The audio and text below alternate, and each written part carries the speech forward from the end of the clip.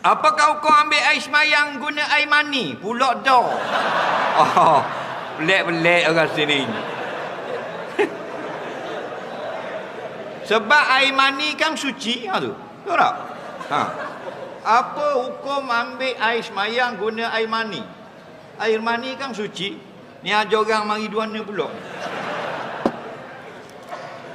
Dia air yang kita buat bersuci, tahirun wa mutahhir.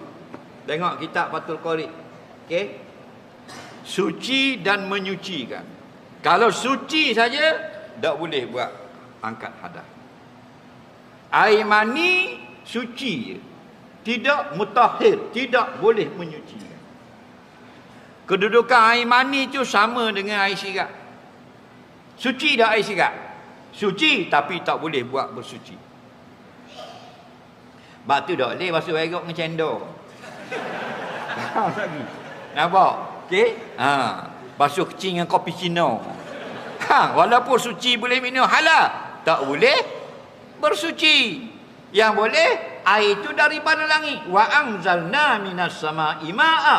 Ha, tu baru boleh. Litahhirakum bih, untuk kamu buat bersuci. Faham? Turun dari langit nama air hujan, suci dan boleh menyucikan. Jatuh dalam laut, jadi tasik, jadi sungai, jadi parit, jadi air mata air, jadi mineral, jadi salji, semuanya boleh.